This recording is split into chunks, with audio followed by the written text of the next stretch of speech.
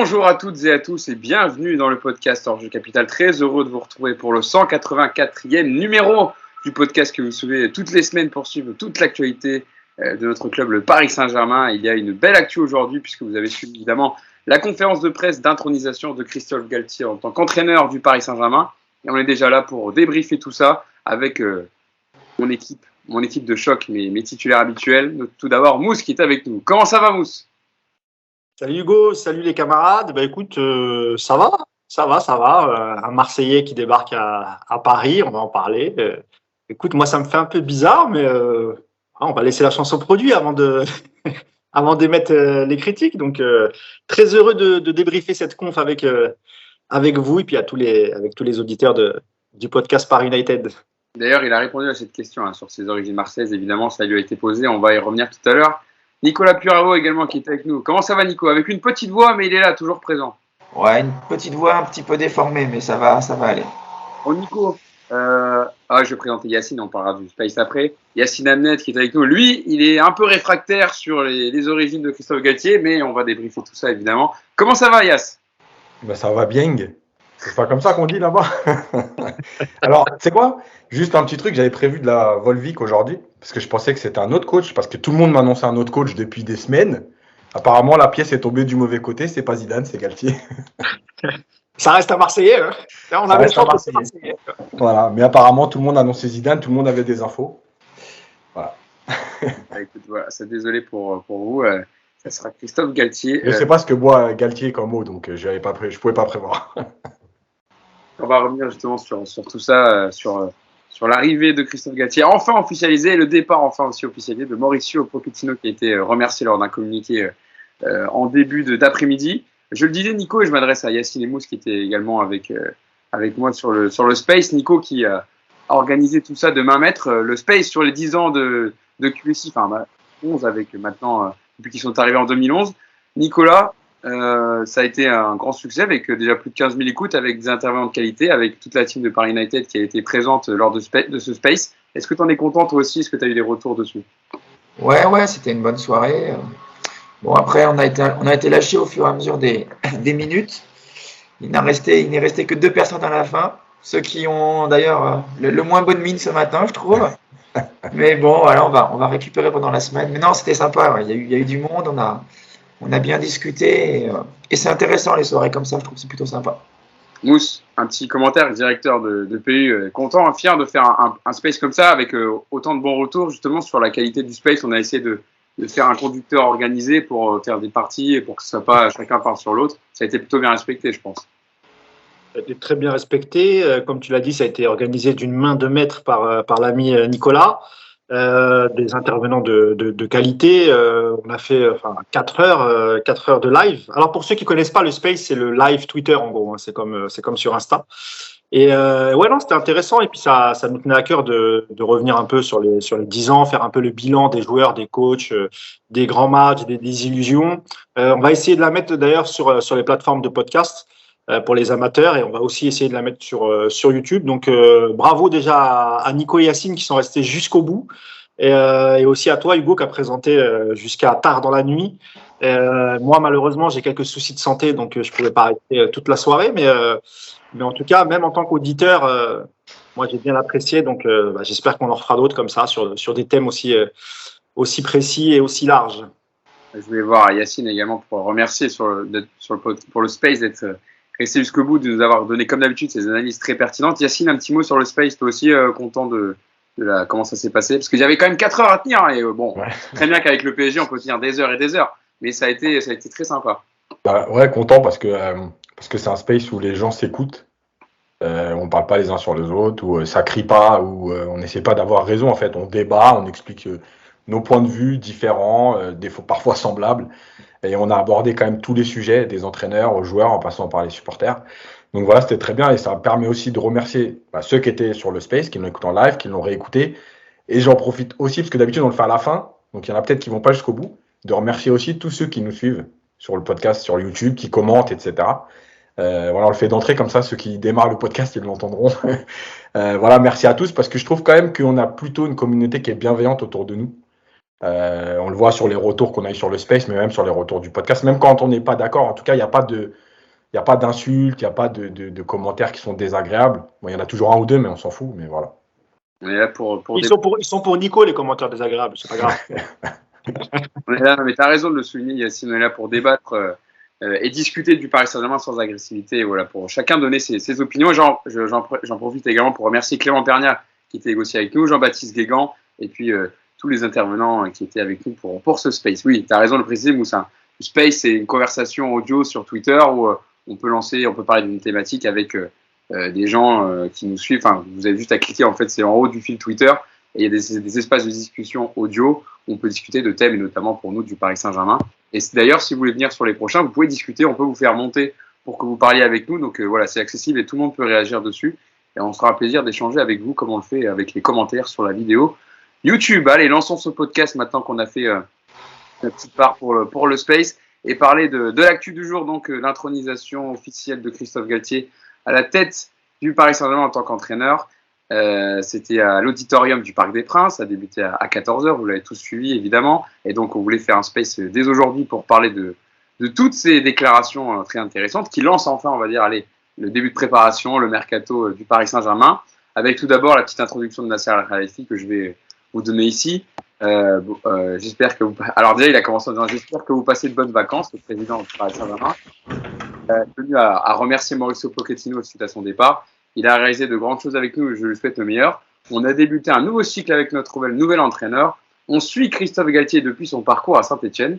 On est content d'avoir un coach français. Déjà, deux petites indications aussi pour savoir comment ça s'est fait, on va dire, en interne, même si évidemment on sait très bien que Zinedine Zidane était la piste numéro 1. Et puis le petit texte d'intro de Christophe Galtier, ensuite je vous lance dessus, les amis.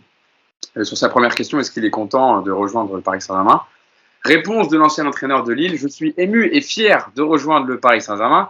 Je suis arrivé il y a 45 minutes au parc. C'est un monument du foot français. Le slogan « Ici c'est Paris » implique une grosse part de responsabilité. Il y a beaucoup d'attentes de vous, la presse, mais aussi des supporters. Je mesure cette responsabilité, je m'y suis préparé. Et si j'ai accepté de prendre ce poste, c'est que j'en suis capable. Seul, ça sera difficile, mais ensemble, on en sera capable. Et la présence de Campos a été déterminante. Et les échanges avec mon président aussi. C'est avec une grande humilité que j'accepte ce poste. Il y a des sceptiques, je le comprends. Sur cette première déclaration, déjà, je ne sais pas qui veut commencer, allez, Yacine. Alors, j'étais présent justement à cette conférence de presse pour Paris United, déjà arrivé dans le sourire de Christophe Galtier. Nasser Al-Khelaifi aussi avait un très large sourire. Alors, je pense qu'il y aurait eu plus de médias étrangers si ça avait été Zidane qui avait été officialisé au poste d'entraîneur du Paris Saint-Germain. Mais il y avait quand même du monde à la salle, l'auditorium était rempli. Yacine, première réaction sur cette première déclaration de Christophe Galtier. Alors, il va falloir que tu enlèves un peu le côté de ses origines pour parler justement déjà de cette première déclaration à la tête du Paris Saint-Germain, de Christophe Galtier. Bah déjà le truc, c'est qu'il avait bien répété son texte. Voilà. Il était ému. Non, c'est même pas un tac. Malheureusement, c'est aussi l'exercice qui veut ça. C'est une première conf de presse. Il n'allait pas dire il voulait pas de moi. Je suis arrivé, j'étais le choix numéro 8. Moi, je suis au PSG, je m'en fous. Voilà, donc c'est un peu logique tout ça. Maintenant, ce qui est sûr, c'est que moi, j'ai senti quand même, pas sous pression, mais il y avait une tension. On sent qu'il arrive un peu sur la pointe des pieds, malgré tout. Qui va pas arriver en terrain conquis. Et je parle pas là encore une fois du côté marseillais, je parle de lui, ce qu'il a fait avant. Par contre, bah oui, il a parlé de Campos tout de suite parce que je pense que c'est la vraie base de travail. Encore une fois, tout ce qu'on a dit avant depuis plusieurs saisons sur l'histoire de le directeur sportif qui choisit pas l'entraîneur et l'entraîneur qui est en conflit avec le directeur sportif, bah voilà, il a remercié Campos, il en a parlé régulièrement tout au long de la conf parce que je pense que c'est la base, elle est là. Voilà, ils ont confiance l'un en l'autre. Ils ont déjà travaillé ensemble. Et voilà. Et la dernière chose, c'est sur son émotion, etc. Même si on peut toujours interpréter les choses, je pense qu'elle n'est pas feinte parce que malgré tout,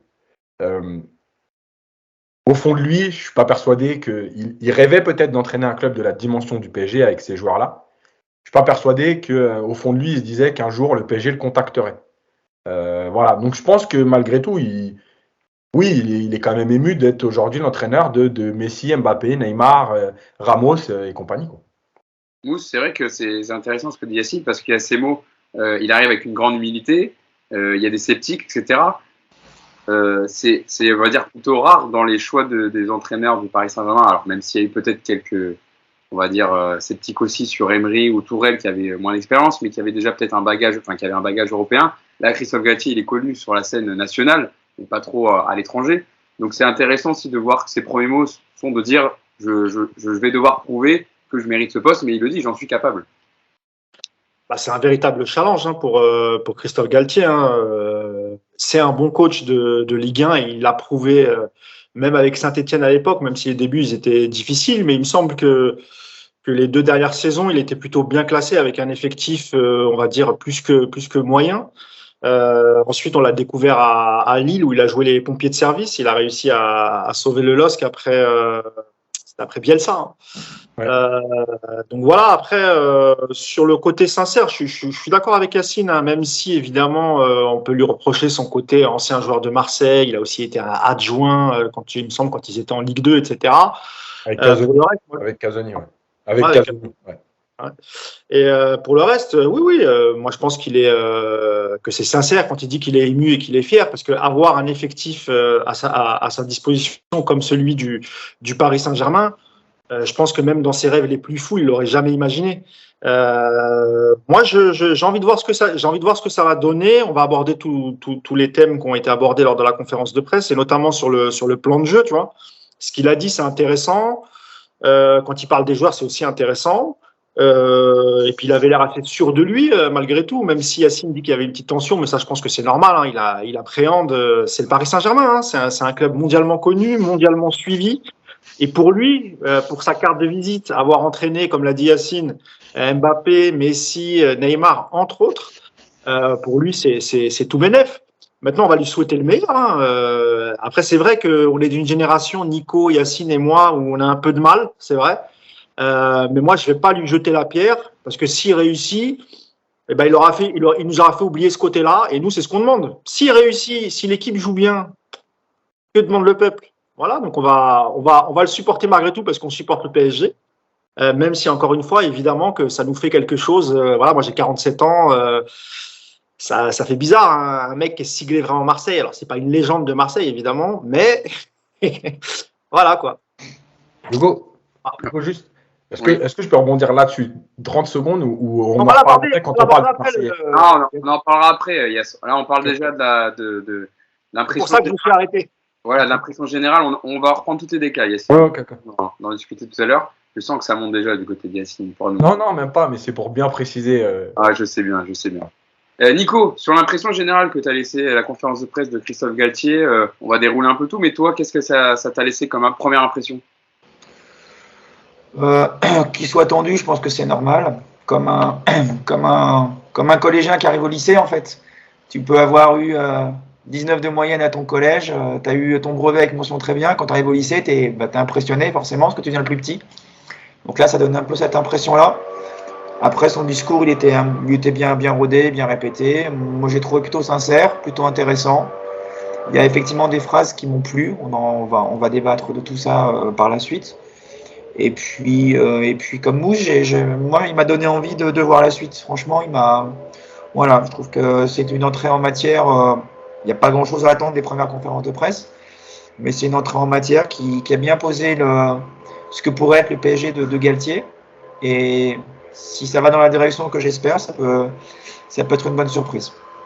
Alors pour vous préciser, comme j'étais sur place, c'est vrai que par exemple pour la conférence de presse de présentation de Pochettino ou alors pour évidemment la prolongation d'Mbappé, Nasser Al-Khelaifi, le président parisien, avait beaucoup plus parlé. Je trouve qu'il a été plutôt en retrait sur cette conférence de presse. Alors, ça veut pas dire forcément quelque chose, mais c'est un complément d'information. Il n'a pas été non plus trop sollicité, on va dire, par les journalistes sur les questions. Il y a une introduction assez courte. Donc, on va peut-être pour laisser la place à Galtier aussi de se confronter aux questions et maintenant le fait qu'il soit entraîneur du Paris Saint-Germain. En tout cas, Nasser Al-Khelaifi a laissé la place, on va dire, vraiment à Christophe Galtier lors de cette conférence de presse. Parlons du premier thème, si vous voulez bien, avant de parler ensuite de Christophe Galtier par rapport à ses origines marseillaises, mais déjà sur le style Christophe Galtier et ce qu'il veut mettre en place. La question était est-ce que vous pouvez nous parler un peu du système de jeu qui sera mis en place? Et Christophe Galtier a répondu je n'ai pas encore rencontré les joueurs parce qu'on rappelle, il va diriger son premier entraînement aujourd'hui à 16h30. Hein, c'est ça, si je ne dis pas de bêtises. Première séance collective avec les joueurs parisiens qui rentrent petit à petit de leurs vacances. Je reprends la déclaration de Christophe Galtier. Je n'ai pas encore rencontré les joueurs, mais j'ai parlé avec la direction sportive du système de jeu. En premier lieu, je m'adapterai à l'effectif qui sera à ma disposition. Nous entrons dans une période, le mercato, où il y a beaucoup de mouvements. Et oui, j'ai une idée assez précise de ce que je veux voir de l'équipe. Avant de parler de système, je veux parler de rythme, d'intensité, de la grande capacité à récupérer le ballon très tôt, très haut pour pouvoir mettre sous pression l'adversaire.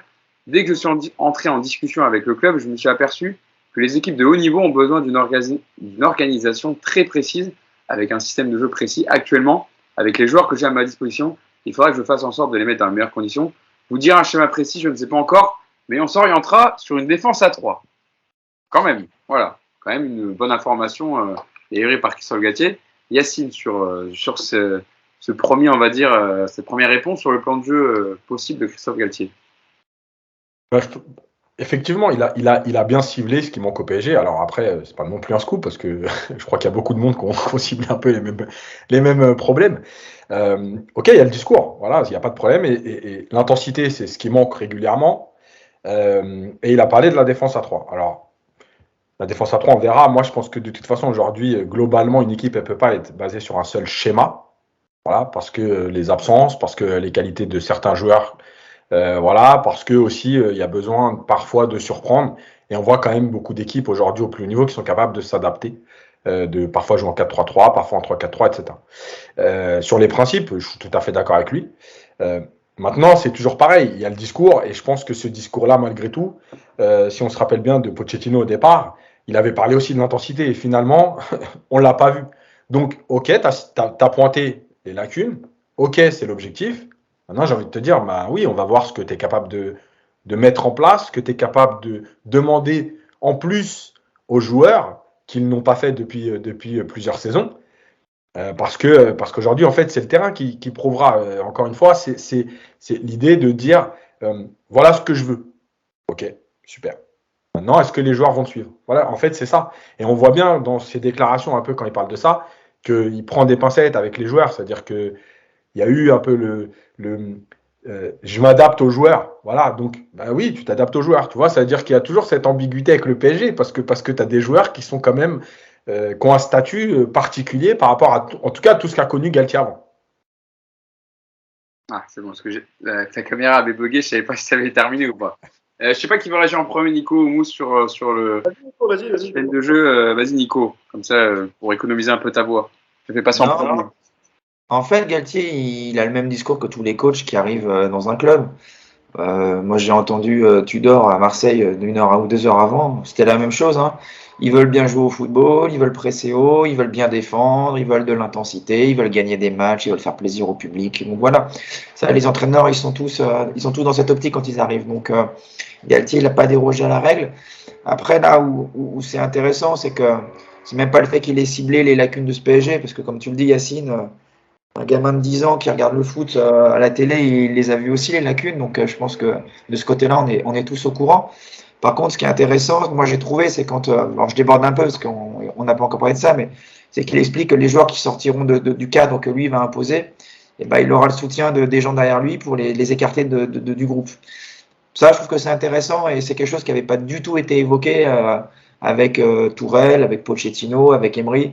On a quand même, voilà, on a déjà ce discours d'une reprise en main de ce groupe et ça a quand même un petit peu changé par rapport au discours qu'on a eu avec les coachs précédents. Ça, je trouve que c'est assez intéressant.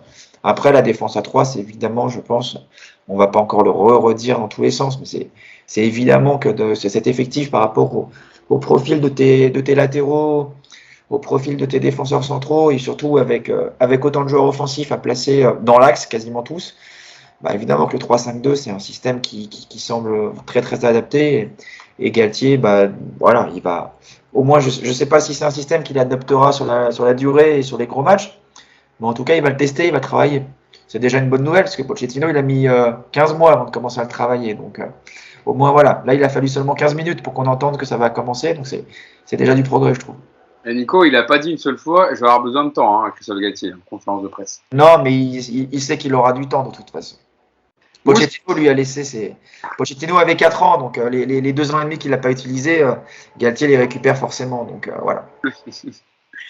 Mousse, pour apporter un complément, et Nico le disait à juste titre, une des dernières déclarations de Christophe Galtier, et ça peut aussi englober avec ce qu'on dit sur le plan de jeu, par rapport à l'effectif qu'il aura à disposition. Et on l'a souvent ciblé dans le podcast cette saison, qu'il y avait un trop large effectif, qui n'était pas en adéquation avec les demandes du coach. Et il a répondu à cette question, et d'ailleurs c'est la dernière réponse de la conf, et c'est sans doute la plus intéressante. Il a dit « Je pense que l'effectif doit être réduit. On ne peut pas avoir des joueurs qui ne jouent pratiquement pas de la saison. On va faire en sorte de réduire l'effectif pour réaliser une bonne saison. » Et comme le dit Nico, il a dit « Ceux qui ne rentrent pas dans le cadre ne joueront pas, ne participeront pas au projet cette saison. » C'est intéressant quand même, cette déclaration. C'est intéressant et c'est aussi ce que disait Pochettino après le mercato d'hiver. Il avait espéré quelques départs, notamment par rapport aux jeunes, pour leur donner un petit peu plus de temps de jeu. Mais de toute façon, quoi qu'il arrive, jeune ou pas jeune, c'est vrai que quand tu as un effectif de 30 joueurs professionnels, c'est compliqué dans le vestiaire. Les mecs qui jouent pas 1 minute ou qui jouent très très peu, tu vois, tu es obligé de supporter leur mauvaise humeur. Ça crée un peu parfois une mauvaise ambiance. Parfois, ça peut aussi tirer certains vers le bas. Donc sur ça, je pense que le boulot il va être fait. Moi, je pense qu'il y aura une majorité de départs en prêt parce que le marché il est compliqué et que les joueurs ont des énormes salaires. Et si tu veux un peu dégraisser, la solution aujourd'hui, c'est le prêt avec ou sans option d'achat. On parle d'ailleurs du club de Monza qui vient de monter en Serie A pour Icardi, par exemple. Donc voilà, oui, c'est intéressant. Et pour revenir aussi sur le style, la défense à 3, Yacine, tout à l'heure, tu évoquais les débuts de Pochettino et le discours qu'il avait tenu en arrivant. À la différence, c'est que Pochettino, il arrive en hiver, il n'avait pas choisi son effectif, et en plus, tout de suite, on a senti que ça collait pas avec Leonardo. Et l'été d'après, quand justement, tu parlais de temps, Hugo, lui avait demandé à ce qu'on le juge une fois qu'il aurait fait ses choix, etc. Et on a vu que sur le mercato dernier, c'est pas forcément lui qui a choisi tous les joueurs. Je pense à Messi, Ramos, Donnarumma, etc. Pour Hakimi et Mendes, évidemment, c'était plutôt une bonne nouvelle. Maintenant, sur ce que va faire Galtier avec cet effectif, bon, il a parlé de cas particuliers comme celui de Neymar, il a parlé de la défense à 3. Et évidemment, quand il parle des pistons, il reconnaît aussi que le choix d'avoir pris Hakimi d'un côté et Mendes de l'autre, bon, bah, ça peut que influencer sa volonté de jouer en 3-5-2. Écoute, moi, encore une fois, hein, le championnat, il n'a pas commencé. On n'a pas encore vu les matchs amicaux. Il y en a un, le premier, ça va être contre une nationale. Ça ne va pas nous donner grand-chose. Mais peut-être qu'à partir de la tournée au Japon, peut-être qu'on va peut-être avoir une idée un peu plus précise. Donc moi, je trouve tout son discours là-dessus est intéressant. Il n'a pas cherché à faire de langue de bois. Et sur la défense à 3, en fait, il dit qu'il a lu des choses. Parce qu'en fait, c'était sorti dans la presse quand même. Hein. Je ne sais plus quel média avait... Il a précisé, avant de répondre, il a dit, alors j'ai lu... il a dit, j'ai pas vu, je vous ai pas regardé, mais il dit, j'ai lu et entendu ce que vous avez dit, etc., sur mon style de jeu. Et ensuite, c'est pour ça qu'il a dit. Ça, voilà. C'était sorti il y a une semaine, je crois, quelque chose comme ça, en même temps que l'histoire du loft. D'ailleurs, c'est dommage qu'on lui ait pas posé la question sur le loft. Écoute, c'est une bonne nouvelle. Nous, comme l'a dit Nico, on voulait déjà le voir l'année dernière. On va sans doute le voir cette année. On annonce Skriniar proche du PSG. Donc, tu vas te retrouver pour l'instant avec 4 défenseurs de très haut niveau. Je pense à Ramos, Marquis, Kimpembe et Skriniar s'il arrive. Donc, il y aura un joueur forcément qui va rester sur le carreau. On va voir ce que ça donne. Pour la déclaration entière sur l'effectif, il doit être réduit. Il avait dit pour que les joueurs soient heureux, l'effectif doit être réduit. On ne peut pas avoir dans le vestiaire pendant toute une saison des joueurs qui ne jouent pas car ils sont malheureux. Et plus vous avez de gens malheureux, moins vous avez de performance. Et ça vient un peu sur ce que tu dis, Mousse, pardon, sur le fait que les joueurs qui jouent pas, ça met un peu une mauvaise ambiance dans le groupe. Yacine, tu veux rebondir sur ça ou on passe Ouais, rapidement sur le nombre de joueurs, c'est pour moi la clé parce qu'en fait, à un moment donné, dans tes choix, tu es partagé entre l'idée de faire tourner ton équipe type, entre guillemets, plus souvent possible, mais aussi de donner du temps de jeu à certains. Et quand tu donnes du temps de jeu à 4 ou 5 joueurs, là, il faut que tu en donnes à 12 ou 13 ou 14. C'est ingérable. Et regardez bien, même si dans l'absolu, par exemple, un club comme Chelsea a un effectif énorme, mais en vérité, l'effectif de travail c'est pas du tout le même. Il y a très peu d'entraîneurs aujourd'hui qui travaillent avec des effectifs de 30-35 joueurs parce qu'ils savent que c'est pas possible. Déjà, ils ne travaillent pas bien en qualité, mais surtout, il y a trop de joueurs à gérer en dehors des 15, 16, 17 qui jouent régulièrement. Et on voit bien à Liverpool, Mourinho, dans son temps, l'a fait aussi. Les entraîneurs aiment de moins en moins les effectifs quantitatifs, trop compliqués à gérer. Et plus, comme le disait Mousse, la mentalité globale que ça apporte. Voilà. Quand tu as des internationaux qui ne jouent pas, effectivement, ça pose problème parce qu'ils voient leur carrière internationale qui va avoir un frein. Ils sont parfois dégoûtés parce qu'ils se disent tiens, lui, il joue, je pense être meilleur, etc. Ça crée quelque chose de très spécial. Donc, évidemment que là, on est obligé de le rejoindre. Il faut que l'effectif soit plus restreint. Sur un autre sujet, c'est très intéressant d'ailleurs, sur la rotation des gardiens, qui a été aussi une épine du pied dans on va dire, la gestion de Mauricio Pochettino de son effectif la saison dernière. Il a répondu clairement à la question qu'on lui a posée, est-ce qu'il y aurait une rotation entre Donnarumma et Keylor Navas? Et Christophe Galtier a répondu tout d'abord, j'ai vu la gestion qu'il y a eu sur les deux gardiens, mais je n'ai pas à la commenter. On comprend sûrement qu'il s'oppose un peu au principe de rotation qu'avait instauré son prédécesseur Mauricio Pochettino. Et il a ensuite précisé, je dois rencontrer mes gardiens, mais j'ai par principe de toujours nommer un numéro 1 et un numéro 2. Ce numéro 2 peut passer numéro 1 en fonction des performances des uns et des autres. Je fonctionne toujours comme ça et je trouve qu'il est, en me concernant, plus simple en termes de gestion et aussi plus simple pour eux de savoir quelle est leur position au sein de l'effectif. Nico, pour vous, pour toi, est-ce qu'il répond clairement à la question, contrairement à Pochettino qui a patiné longtemps en conférence de presse avant de répondre précisément? Laisse Mousse d'abord parler parce que j'ai la tondeuse en bas là. Ah, Mousse, sur la hiérarchie des gardiens. Il est plutôt clair, Galtier. Oui, après, il faut aussi se mettre à la place de Pochettino. Lui, je pense qu'il ne s'attend pas à ce qu'on lui mette Donnarumma, qui est tout juste champion d'Europe, alors qu'il vient de faire demi-finale de Ligue des Champions avec Keylor Navas, qui lui-même avait fait avant sous Tuchel une finale de Ligue des Champions. Donc, à la place de Pochettino, franchement, c'était difficile pour lui de trancher. Donc, la meilleure solution qu'il a trouvée, c'est ça. En vérité, tu n'as pas un coach digne de ce nom qui va mettre en concurrence deux grands gardiens comme Donnarumma et Navas.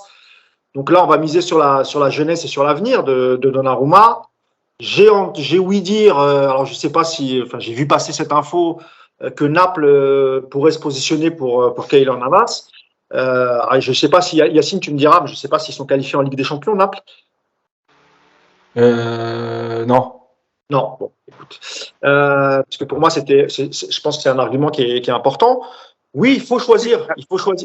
Ils ont fini troisième. Oui. C'est la dernière qui se font devancer par la Juve. J'avais encore ça. Après, je sais pas ce que donne cette info, si elle est fiable ou pas, mais ça pourrait être effectivement une bonne piste pour Keylor Navas. Mais effectivement, il faut donner la confiance à un gardien. On a vu ce que ça a donné. Et encore une fois, je vais pas le reprocher à Pochettino parce que sa décision n'était pas évidente.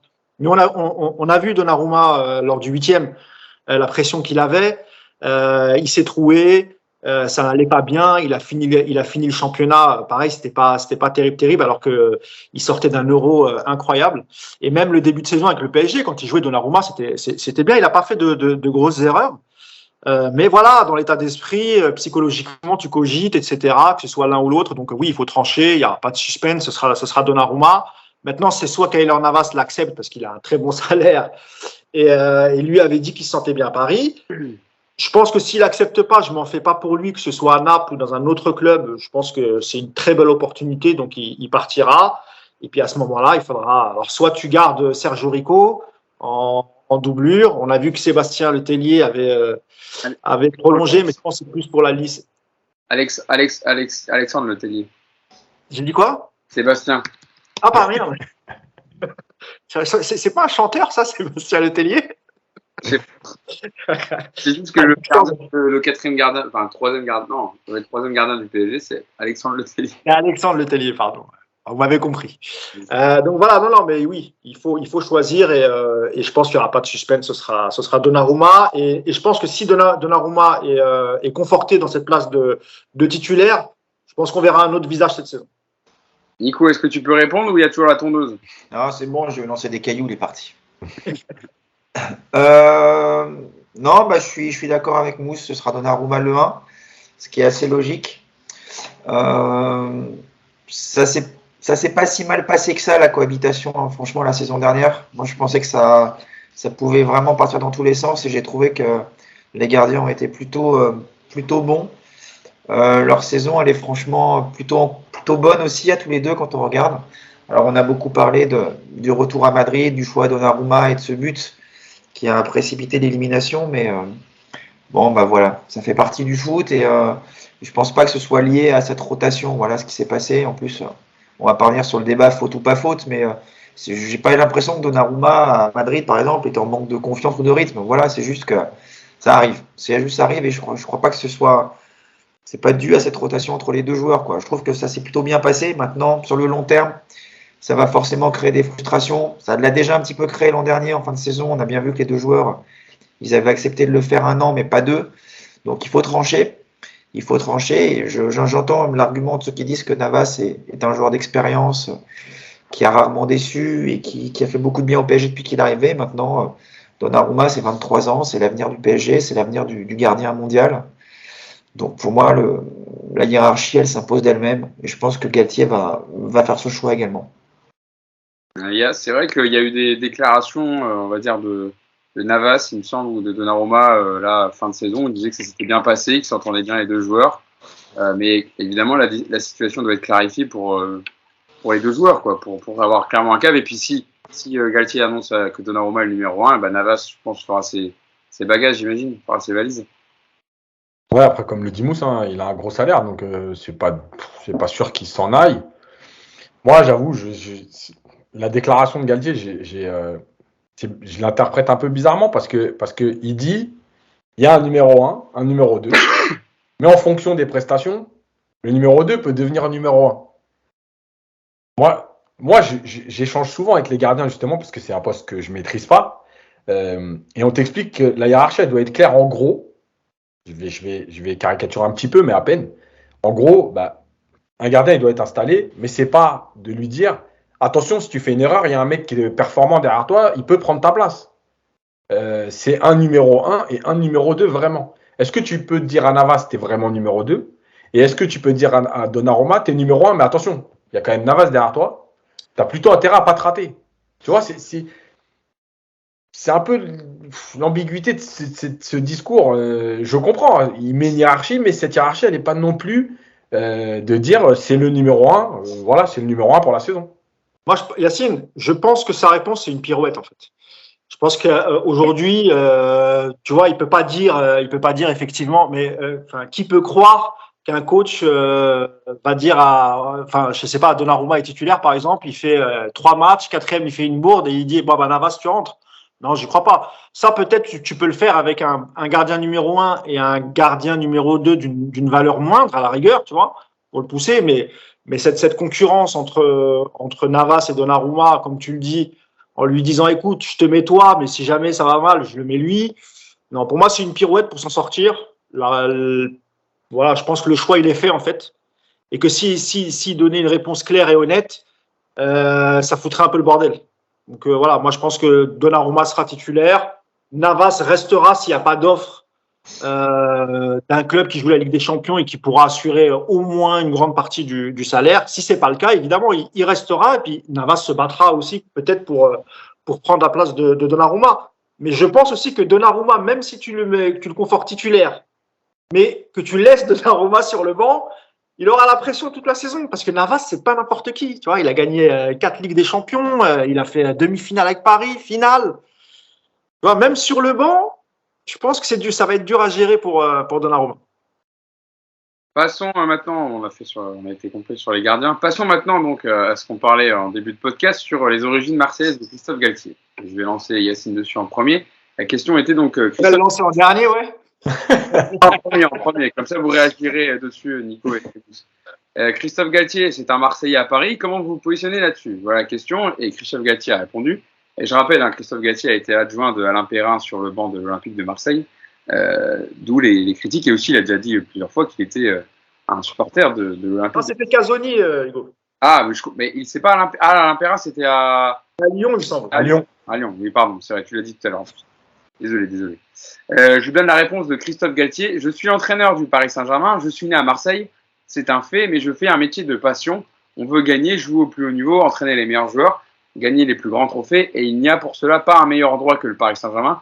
Quand il y a eu les premiers contacts, j'ai mis de côté cet aspect lié à mes origines. Et croyez-moi que depuis pas mal de semaines, mes jours et mes nuits sont consacrés au Paris Saint-Germain. Et Nasser Al-Khelaifi a placé un petit mot sympa où ça a fait marrer l'auditorium. Il a dit que c'était une bonne chose, c'est un très bon coach. Un Marseillais à Paris, c'est pas mal, non? Et donc tous les journalistes, photographes présents ont rigolé là-dessus. Yacine, donne-nous ton avis sur la réaction de Christophe Galtier, parce qu'on en a parlé pas mal dans les podcasts. Là, il a répondu avec franchise. On peut dire ce qu'on veut, mais il a répondu avec franchise. Alors, déjà, Christophe Galtier, il faut savoir qu'il s'est toujours laissé des portes ouvertes. C'était le cas quand il a entraîné Saint-Etienne et qu'on a parlé de lui à Lyon.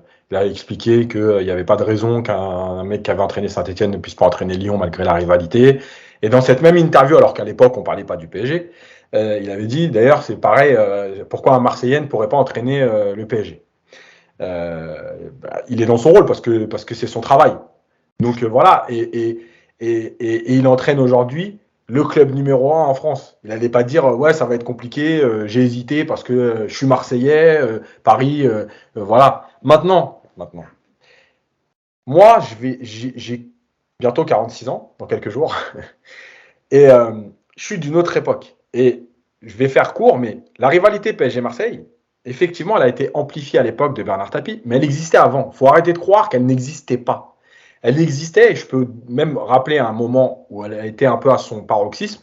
C'est en 1988, quand le PSG joue le titre avec Tomislav Ivic et que Franck Sauzet marque dans les dernières minutes. Pour ceux qui ont connu cette époque, le match avec Michel Vautreau qui était arbitre catastrophique, etc., la rivalité, elle existait déjà. D'accord ? Elle a juste été amplifiée sur la demande de Bernard Tapie, parce qu'il avait besoin d'un rival constant en première division à l'époque, donc en Ligue 1. Voilà. Et il avait choisi le PSG et il avait demandé à Canal+ de reprendre le PSG, etc. Moi, ce qui me pose problème, je le redis, c'est fais ton travail, pas de problème. Voilà, comme je l'ai dit avec les joueurs. De toute façon, l'amour du maillot, on a bien compris pour plein de joueurs aujourd'hui que ça n'existe pas. Donc, tu es là, fais ton taf. Maintenant, moi, je suis désolé, je ne peux pas l'accueillir à bras ouverts parce que Galtier, il a joué à l'OM, il est né à Marseille, il a été adjoint à l'OM. Et pendant toute cette période-là de joueurs et d'adjoints, Galtier, faites ce que vous voulez, c'était une pourriture. Alors oui, depuis 3-4 ans, c'est un des seuls qui défend le PSG, il n'y a pas de problème. Mais il défend le PSG peut-être en se disant, je ne vais pas les attaquer parce que peut-être qu'un jour la porte s'ouvrira. À l'époque, c'était une pourriture. Sur le terrain, les histoires dans les couloirs, il y en a un paquet. Je vous rappelle quand même qu'il y a 18 mois, son rêve, c'était d'entraîner l'OM. Donc désolé, moi je fais partie de cette génération qui a cette culture. Je dis pas que c'est la meilleure, je dis pas que j'ai raison, je dis pas qu'elle est bonne, je dis que c'est notre culture de cette génération en global.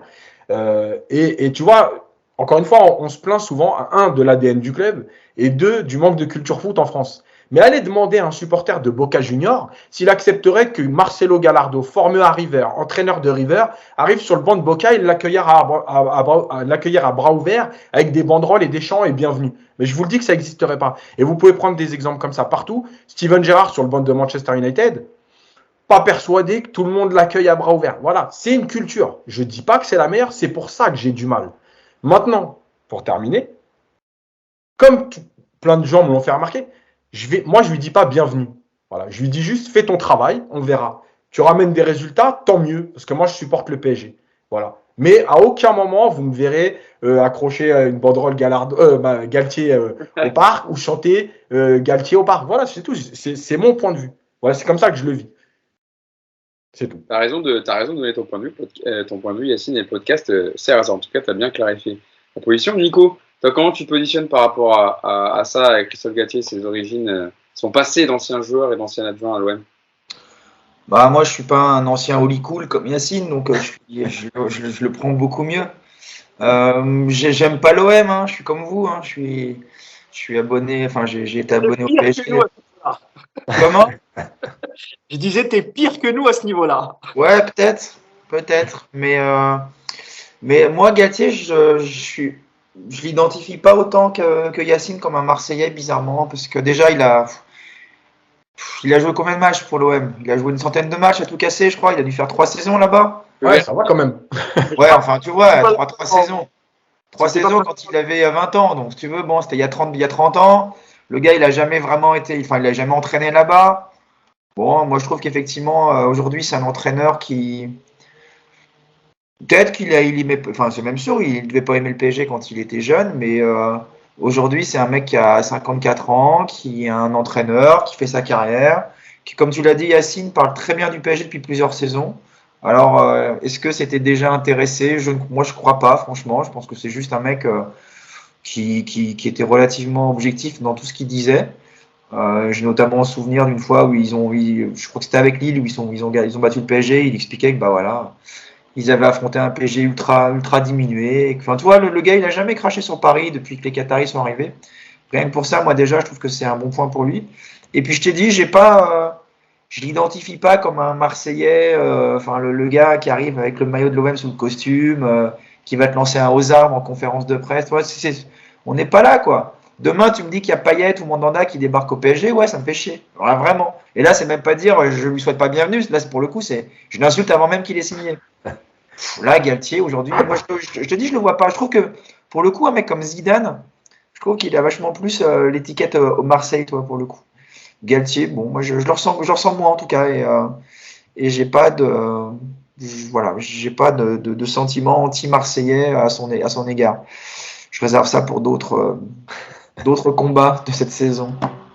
Ah, mais pour recontextualiser, tu as raison, c'est peut-être aussi parce que le fait que les supporters marseillais le vénèrent pas non plus de partout. Non, mais même, je te dis, il a jamais. Enfin, un mec comme Zidane, il est vénéré parce que il est né là-bas et que c'est l'emblème de la ville, même s'il a aucun lien avec l'OM en termes de carrière. Galtier, effectivement, a plus de rapports. Voilà, il a joué, il a été adjoint là-bas. Mais je trouve qu'il est vachement moins estampillé OM et je sais pas, ça me gêne, enfin ça me gêne moins. Je comprends Yacine, hein, mais encore une fois, Yacine c'est la vieille école, il a été caillassé le camp des loges, donc on le connaît Yacine, donc tout ce que je te demande Yacine, c'est va pas caillasser la bagnole de Galtier avant novembre-décembre. On fait plus ça, on fait plus. D'accord. Bon, pour recontextualiser, donc ouais, tu disais Christophe Galtier est né à Marseille, il a été formé à l'Olympique de Marseille, donc il a commencé ses premiers pas dans le monde pro avec l'OM, 2 saisons entre 85 et 87, et puis ensuite il est revenu à l'OM entre 95 et 97, quand l'OM était en seconde division. Il avait fait appel à des joueurs d'expérience qui connaissaient le club, et donc Christophe Galtier était revenu pour 2 saisons à l'OM, et ensuite il a été adjoint entre 1999 et 2001. Je pense il a fait un match en tant que numéro 1. Ouais, exactement. Mais je ne sais pas s'il était au parc en 95 pour la demi-finale de Coupe de France PSG Marseille, mais Marseille était en Ligue 2. Il faisait partie de l'effectif. Moi, j'étais au parc pour cette demi-finale. C'est une victoire 2-0, il me semble. 2-0, ouais. Ouais, je crois qu'il y avait à l'époque Cascarino, c'était l'attaquant de pointe de Marseille. Et donc Galtier devait être. Donc il a fait partie d'une équipe qui a joué au Parc des Princes contre le Paris Saint-Germain. Mousse, toi, ton avis là-dessus avant qu'on développe ensuite. Écoute, dans l'esprit, je vais être plus proche de Nico. Même si ça me fait quelque chose. Hein. On a déjà discuté avec Yacine. Depuis que la rumeur est sortie, on n'arrête pas d'en parler avec Yacine. Mais voilà, je suis moins virulent que Yacine, puisqu'on n'a pas le même parcours de supporter aussi. Yacine, c'est quelqu'un qui a fréquenté le Parc des Princes début des années 80, ce qui n'est pas mon cas. Et je peux comprendre, moi, Yacine, attention, je critique pas du tout. Mais c'est vrai que, comme le dit Nico, c'est pas quelqu'un estampillé vraiment Marseille, parce que en réalité, très peu de gens ont vu jouer. Même nous qui sommes d'une génération, on aurait pu le voir jouer. Moi, encore une fois, j'ai pas trop de souvenirs de ce mec-là. J'ai souvenir des histoires dans le couloir avec Gallardo. Bon, c'était contre Monaco, hein, c'était pas contre le PSG, où il lui file une bonne droite en traître apparemment. C'était vraiment à la Brandao versus Thiago Motta. Je pense pas que ce soit vraiment ça, mais j'exagère. Mais bon, voilà. À l'époque, ça avait fait quand même pas mal de bruit. Donc voilà, après pour le reste, je suis comme Nico, c'est-à-dire que j'ai apprécié sa conférence de presse, j'ai apprécié le discours qu'il a tenu. Je pense, comme je disais à Yacine, c'est dans l'ADN du PSG d'aller peut-être décrocher une Ligue des Champions avec un entraîneur marseillais. Ça ressemble vraiment à notre ADN, ça. Et puis, écoute, s'il arrive à remettre le club dans le droit chemin, s'il arrive à bouger les joueurs, s'il arrive à tirer le meilleur d'eux, c'est-à-dire qu'on les voit cavaler. Si tu vois là on en reparlera peut-être tout à l'heure, mais c'est un exemple. Mais Neymar qui revient une semaine avant la fin de ses vacances, c'est quand même incroyable, tu vois. On en reparlera, donc je m'arrête là. Non, Et, c'est parce que Christophe Galtier a précisé qu'il devait bien reprendre aujourd'hui Neymar en conférence de presse. ouais, c'est vrai, tu as raison. Alors, c'était peut-être pour les autres Sud-Américains et Kimpembe et comment il s'appelle Et Mbappé. Ouais, qui reviennent. Mais a priori, Mbappé, il va peut-être revenir avant parce qu'il est déjà sur Paris. Donc, on a vu. Donc, moi, en tout cas, j'ai apprécié son discours en conférence de presse. Ça laisse présager de bonnes choses. En tout cas, en Ligue 1, parce que c'est ce qu'on a beaucoup reproché aussi aux joueurs la saison passée de pas valoriser cette Ligue 1 et de prendre les matchs un peu par-dessus la jambe. Je pense qu'avec Galtier, ça va pas être ça. Je pense que vraiment, on peut voir du beau football, peut-être même spectaculaire. On peut peut-être même revenir à la période 2013-2015 où on roulait sur la Ligue 1 et on s'éclatait à voir le PSG jouer, que ce soit à l'extérieur ou à domicile. Donc moi, je vais pas le. Évidemment, il y a un côté de moi qui ça fait chier, qu'il soit de Marseille, etc. Mais c'est Galtier, quoi. Voilà, c'est pas comme l'a dit, tu vois, c'est pas Courbis, c'est pas. C'est pas Nico. Voilà. Ah, qui ça? Dimeco. Nico. C'est pas José Voilà. Nico non plus. Hein. Et voilà, c'est pas José Anigo. Donc, je pense qu'on l'accepte. Et après, il y a aussi, j'arrête là sur cette question, il y a aussi une question générationnelle. Et on en parlait avec Yacine et je pense que Nicolas il sera d'accord. Tu vois, je vois qu'Yacine, parfois, il tweet sur ça et tu as des mecs qui lui rentrent dedans. Et puis, quand tu vois le profil des gars, voilà, ils ont 20-25 ans. Pour eux, Galtier, c'est l'entraîneur de Saint-Etienne et de Lille, tu vois. Ça n'a jamais été un joueur. Donc voilà, c'est un choc des générations. Mais je pense qu'avec les résultats et surtout s'il nous redonne du plaisir, je pense qu'on sera tous derrière lui, il n'y aura pas de problème. Nico. Yacine, il aime bien tweeter pour créer des problèmes, j'avais remarqué déjà. Ah bah, c'est l'hôpital qui J'ai pas dit ça. C'est vrai que c'est pas ton genre, toi, Nico. Franchement, après, il se fait insulter, puis il disparaît 2 jours, il dit je comprends pas, mais il provoque tout le temps aussi.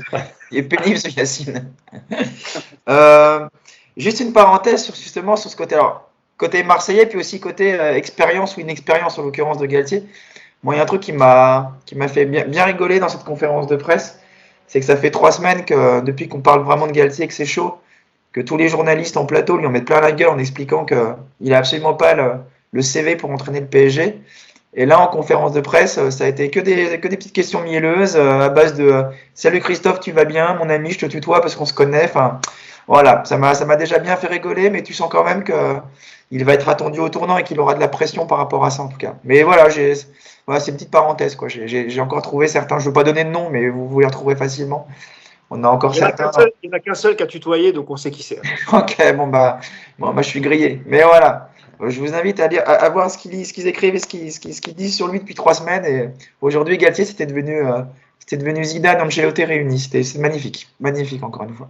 Juste, Hugo, pour finir là-dessus, juste sur la transmission, l'histoire de la transmission, parce que moi, j'aime ça aussi. Tu vois, c'est aussi une culture, c'est-à-dire que je comprends aujourd'hui que les jeunes se foutent de Marseille. En gros, Marseille, ils sont plus dans la même cour, il n'y a pas de rivalité, etc. Sauf que, tu vois, par exemple, encore une fois, on va prendre l'Angleterre, parce que si on va prendre des pays à forte culture footballistique, la rivalité Manchester-Leeds, ils ont disparu du championnat anglais pour rétrogradation administrative pendant 6 ans. La rivalité n'a jamais disparu. Tu vois, et Leeds aujourd'hui, c'est rien pour Manchester, mais la rivalité, elle existe toujours.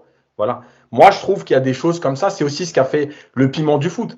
Ces rivalités nationales. Aujourd'hui, malgré tout, même si des fois c'est saoulant, on est aussi content d'avoir des rivaux en Europe. Le Barça, quand c'est la guerre avec le Barça, on aime ça aussi parce que c'est ce qui fait le piment du foot. Donc voilà, c'est aussi là-dessus que, tu vois, je suis en décalage et des fois ça me dérange. Mais voilà. Par contre, il y a un exemple un peu similaire, voire même peut-être même pire, c'est en Italie, quand Sarri passe de Naples à la Juve. Ça, c'était quand même un truc qu'on n'aurait jamais pensé que Sarri, c'est-à-dire quand il venait à Naples, dans le car, il rentre dans le stade de la Juve, il fait des doigts d'honneur aux supporters de la Juventus.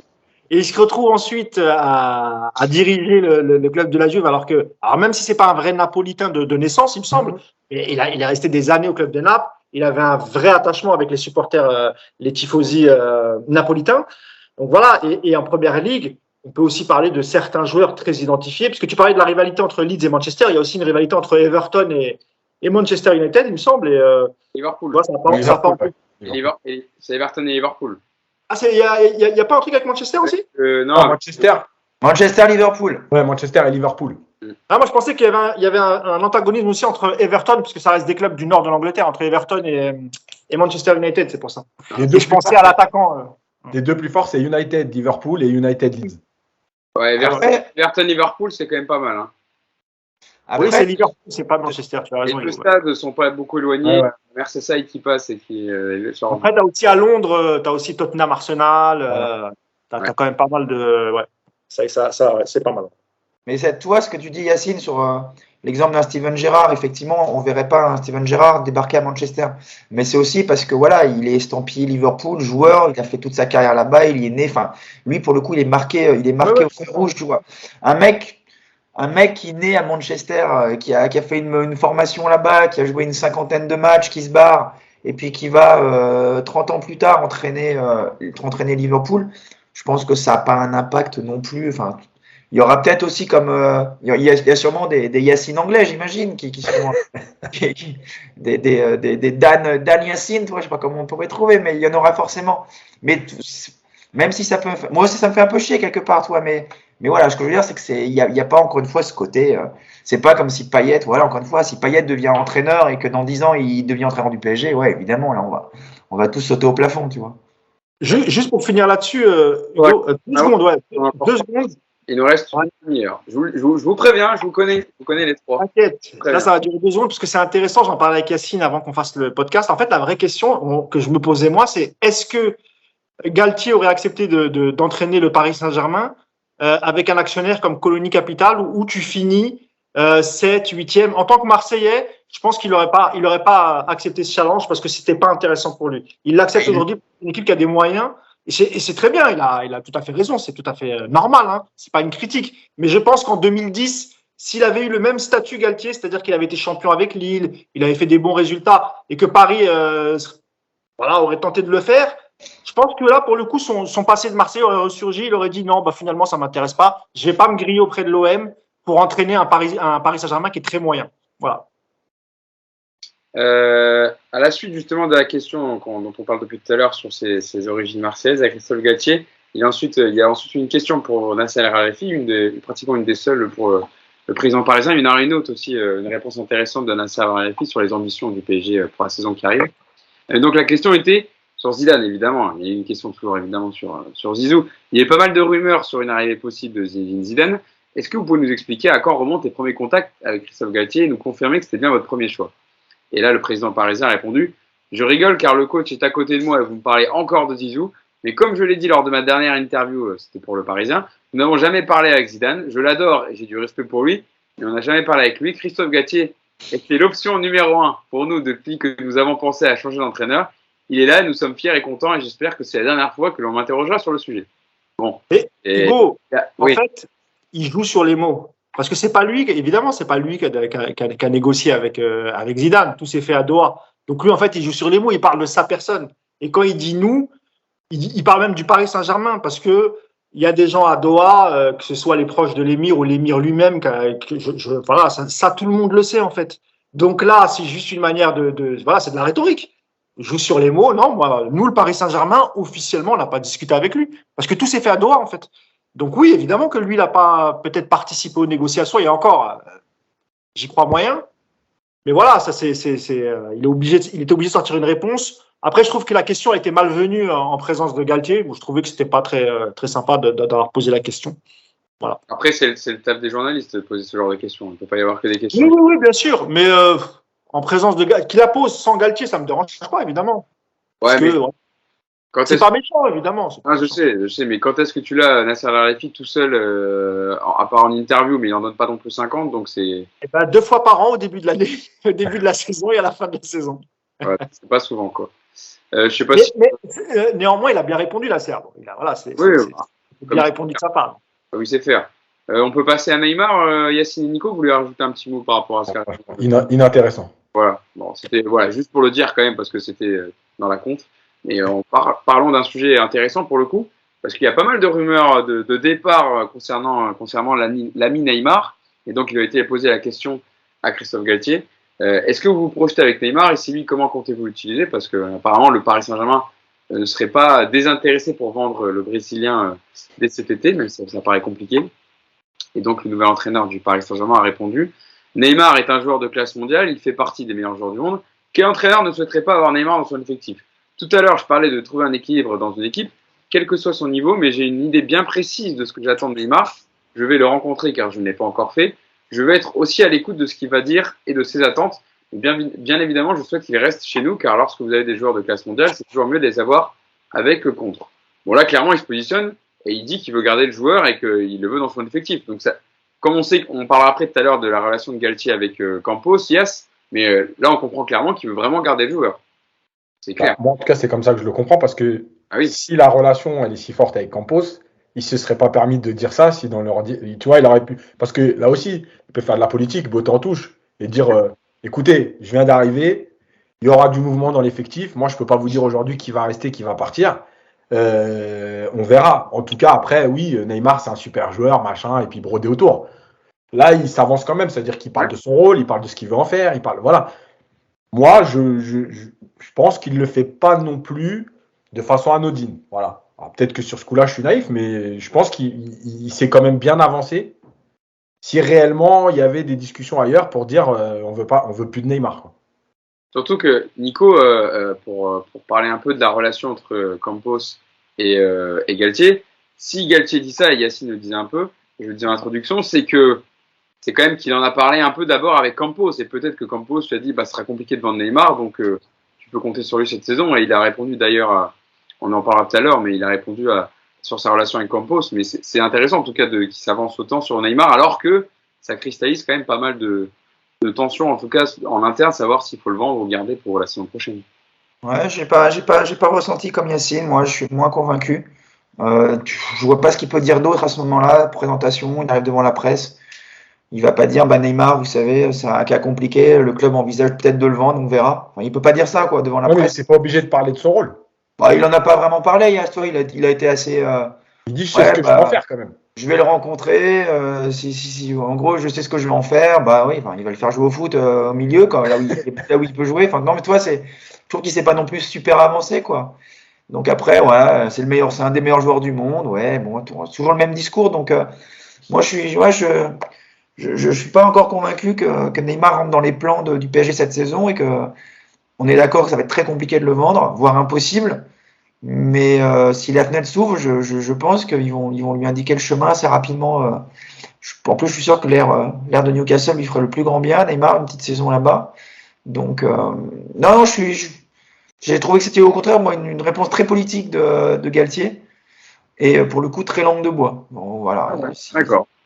Bon, Mousse, toi, ton avis? Ah, écoute, non, moi, je suis pas d'accord avec vous. Moi, je pense que c'est une réponse très intelligente de la part de Galtier, qui envoie un message à Neymar, en fait. Il a été très malin sur ce coup.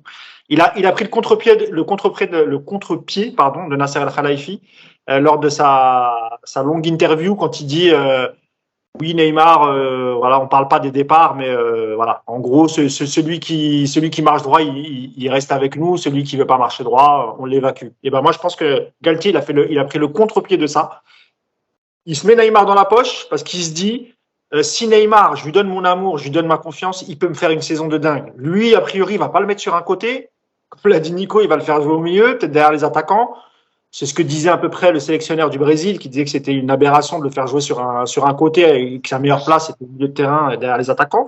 Et je pense que Galtier a été très malin là-dessus, parce que Neymar, donc c'était prévu qu'il rentre aujourd'hui, très bien, il va le voir tout à l'heure. Évidemment que le gars, les mecs ont écouté la conférence de presse avant d'arriver à l'entraînement, ils l'ont tous écouté. Donc Neymar, il a écouté le passage. Qu'est-ce qu'il dit, Galtier? C'est le meilleur joueur du monde, c'est un des meilleurs joueurs du monde, je sais ce que je vais en faire, je sais comment je vais l'utiliser. Quel coach ne voudrait pas jouer avec Mais t'imagines, Neymar, la confiance qui reprend en entendant les mots du coach. Moi, je trouve que c'est plutôt bien joué. Est-ce que ça va donner des résultats derrière? On l'espère tous, parce que c'est un joueur formidable, Neymar. Et peut-être que, évidemment, parce que jusqu'à aujourd'hui, il n'a pas encore eu, à part Tuchel, avec qui il avait une vraie relation. Emery, ça se passait bien, mais sans plus. Et Pochettino, bon, a priori, on ne sait pas s'ils s'entendaient bien, pas bien, mais bon, ça avait l'air assez linéaire. Il n'y a qu'avec Tuchel qu'il a eu une vraie relation. Donc je pense que Christophe Galtier a été très très malin, parce qu'il sait qu'un Neymar en forme, qui va suivre ses instructions, qui va bien travailler en entraînement et qui va reproduire ses trucs en match, voilà, c'est un joueur qui peut t'emmener très très loin. Donc, voilà. Ah, ça fait marrer Yacine, j'ai dû dire une connerie. Non, parce que tu as un peu dit tout ce que fait pas Neymar depuis qu'il est là, mais. Mais oui, Mais oui, mais c'est pour ça que je disais qu'il est malin, Galtier, et qu'il a, tu vois, il a fait le contraire de Tavelassia. Et s'il peut le remettre en confiance, why not? Pourquoi pas? Moi, je juste pour. suis d'accord avec Moussa quand même sur le choix de la réponse. C'est intelligent de lui dire je vais le rencontrer et je vais lui parler individuellement, etc. Pochettino, il a pas dit ça quand il est arrivé, hein, sur Neymar. Donc c'est quand même un indice. Et bon, voilà. Yacine. Ouais, non, c'était juste pour préciser que Nico, il n'avait pas dit qu'il allait jouer au milieu, il a dit il va le faire jouer au foot. Hein. Il n'a pas dit où. Ah, pardon, j'ai cru qu'il disait. Il a juste dit il va le faire jouer au foot. Ce qui est déjà pas mal. Non, mais en fait, ce qui est exceptionnel, c'est que en fait, Neymar, depuis 5 ans qu'il est là et qu'il se fout de la gueule de tout le monde, il fallait juste l'aimer pour qu'il soit bon, en fait. On n'y a pas pensé. Heureusement que Galtier est arrivé, quoi. Toi, il va dire qu'il aime beaucoup Neymar et Neymar va se mettre à devenir bon, à plus se blesser, à être sérieux aux entraînements. Il va se coucher tôt, il va. Non, mais c'est bien, écoute. Non, moi je te parle de tout ce qui s'est passé avant, c'est-à-dire depuis l'interview de Nasser. On est d'accord? Depuis un mois. Voilà, entre l'interview de Nasser et aujourd'hui, Neymar a réagi. Hein. Il a dit que lui voulait rester au PSG, que de toute façon personne ne lui avait dit de partir. Dites-moi si je dis des bêtises, mais ce sont les propos de Neymar. Donc moi je trouve ça plutôt intelligent de la part de Galtier. Je dis pas que c'est ce que demande Neymar, mais ce qu'a fait Galtier pour moi en termes de com, etc., c'est intelligent. Sauf que si tu poses une question à Galtier tout à l'heure en lui demandant quid de Kurzawa par exemple, il va te dire la même chose. Il va te dire la même chose. Mais il va te dire la même chose. Il faut que je le rencontre, on va discuter. Il va te dire la même chose. Non, Kurzawa, il n'a pas joué une minute la saison dernière. Tout le monde sait qu'il est sur le foot. Tu ne peux pas comparer les deux joueurs. Il ne peut pas avoir la même réponse. Je ne compare pas les joueurs. Je te dis que ce qu'a dit Galtier, il l'aurait dit sur n'importe quel joueur. À savoir, alors, il n'aurait pas dit que Kurzawa est un des meilleurs joueurs du monde, je suis d'accord. Mais il aurait dit la même chose. Il faut que je le rencontre, on va discuter, on va voir. Et il a rien dit d'autre sur Neymar. Hein.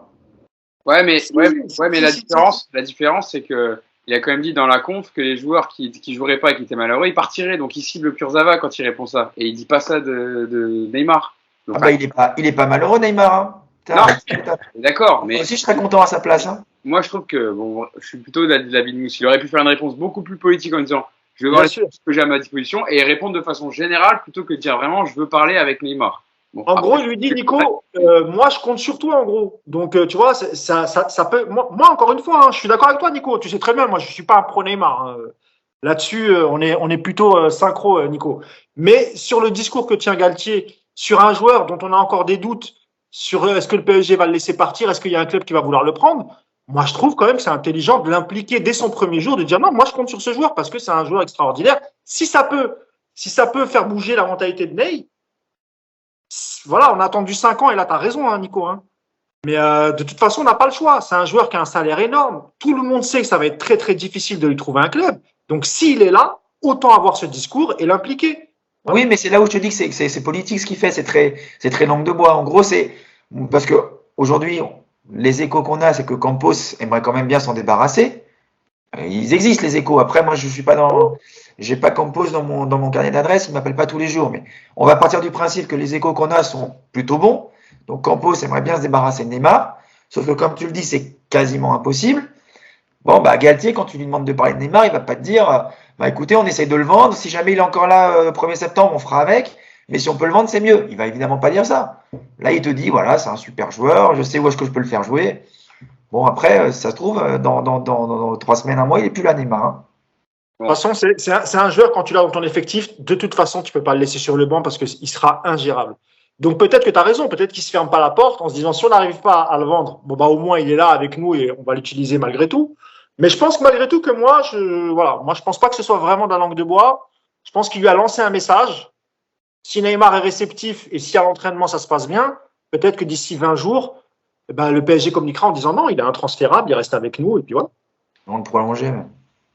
Il nous reste Il a déjà prolongé, Nico. Il nous reste une petite vingtaine de minutes. Il y a encore 2 thèmes sur lesquels j'aimerais développer sur les différentes réponses de Christophe Galtier. Et pour aller un peu dans la suite de Neymar, sur comment il allait gérer le vestiaire et les égos. Et là, pour le coup, Christophe Galtier, je trouve, a été assez clair une nouvelle fois. Il a dit, s'il y a des joueurs qui sortent de ce cadre, ils seront écartés. La gestion d'un groupe avec un tel effectif et des joueurs de classe mondiale, c'est un privilège pour un entraîneur. La première des choses, c'est d'échanger et partager avec eux, mais aussi d'imposer. Il n'y aura pas de compromis dans ce que doit être la force du groupe par rapport aux objectifs définis. On doit avoir un projet commun, sans aucun compromis. Je ne vais pas révolutionner le vestiaire. Je vais observer, écouter. Je sais que j'aurai l'appui de tout le monde, de la direction pour prendre les décisions. Et à partir du moment où un joueur ne se pliera pas à ce qu'est le projet, il n'y aura aucun compromis là-dedans. Yacine, de dire j'ai l'appui de tout le monde, de la direction pour prendre les décisions. Est-ce que tu as entendu déjà un coach sous l'RQSI dire ça? Moi pas. Enfin, ou alors j'ai pas un bon souvenir, mais je suis pas sûr d'avoir entendu ça dans la première conf de presse du nouvel entraîneur. Bah déjà, ça rejoint ce qu'on dit depuis plusieurs semaines que Galtier est évoqué, c'est sa relation avec Campos. Peut-être aussi que Nasser Al-Khelaifi a conforté Campos au départ sur justement tout ça. Ça veut dire que oui, je me mêlerai plus du sportif, c'est à les clés, etc. Ça, il n'y a pas de problème. Maintenant, j'ai envie de dire un peu à l'image de ce qui se fait sur Twitter quand tu screens et que tu rebalances au moment où ça se passe mal. Bah, je vais screener et puis on va voir quand les joueurs courront pas, est-ce qu'il prendra les décisions. Parce que le discours est super, hein. Moi je te dis, je suis obligé d'adhérer à 2000%. Le discours est génial. Pas de compromis. C'est ce qu'on veut entendre. Un compromis, adhérer au projet et j'ai le soutien des supérieurs. Voilà. Donc maintenant, quand il faudra faire sortir un joueur qui a un statut mais qui donne pas ce qu'il a à faire, il faudra le mettre sur le banc, il n'y aura plus qu'à dire le 5 juillet 2022 à 14h20, vous aviez dit qu'il n'y avait pas de passe droit, qu'il n'y avait pas de compromis. Voilà, c'est tout. Donc, moi, le discours, j'adhère à 100%. Voilà, et ça, il n'y a pas de problème. Nico, est-ce que tu adhères plus à ce discours-là que la réponse d'avant sur Neymar? Et il a terminé d'ailleurs en disant l'exigence. Bon, Nico va me dire que c'est encore que des mots, hein, mais l'exigence au travail, le respect et l'équipe avant toute chose. Comme dans tout groupe, il y aura quelquefois des manquements, mais on va faire en sorte qu'il y en ait le moins possible. Aucun joueur n'est au-dessus de l'équipe. Alors, il y a 18 mois, on était tous en train d'expliquer que le discours de Pochettino était merveilleux, qu'on allait avoir des joueurs qui allaient se mettre à cavaler et qu'on allait voir ce qu'on allait voir et que c'était fini l'équipe de Feignas sur le terrain. Donc, je vais être assez mesuré cette fois-ci parce que je sais que les vidéos ressortent. Donc, celle-là, elle ne ressortira pas, en tout cas pour moi. Sur ce que vient de dire Galtier, c'est très intéressant. Je vous l'ai dit en début de podcast. C'est un discours que j'aime entendre. Maintenant, honnêtement, j'attends de voir ça dans les faits. Parce que, toi, tout à l'heure, Mousse disait, on peut pas mettre Neymar sur le banc parce qu'il devient ingérable. J'ai envie de te dire, ah bon, pourquoi? Neymar, si tu le mets sur le banc parce qu'il est pas bon, qu'il répond pas à ton cadre, qu'il fait de la gueule, et que s'il fait de la gueule, il est sanctionné, que s'il va se plaindre au directeur sportif, il se fait sanctionner, que s'il appelle Nasser, il se fait sanctionner, eh ben, tu peux mettre Neymar sur le banc. Et puis, s'il veut rejouer, il faudra qu'il fasse autre chose. Après, effectivement, si Neymar sur le banc commence à tirer la tronche, qu'il n'y a pas de sanction, qu'on explique à Galtier que c'est pas trop possible parce que ce mec-là, on le paye 30 millions par an et que bah, forcément, il faut quand même que machin bidule, là, il y aura un problème.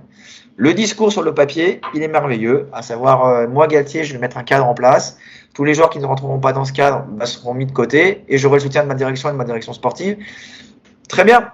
Maintenant, j'attends de voir. Honnêtement, voilà, j'attends de voir. Je dis oui, j'adhère, mais montre-nous maintenant.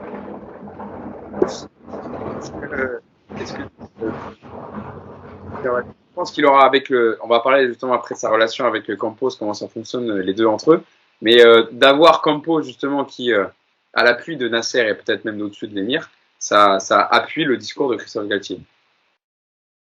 C'est à moi que tu parlais, hein? Oui, ça. C'est quand j'ai entendu du bruit derrière, je ne savais pas si c'était à moi. C'est le tracteur de Nico. Ah, c'est le mec qui ramasse les feuilles toujours. Si tu peux nous rejeter des cailloux, s'il te plaît, le temps de je passe mon intervention.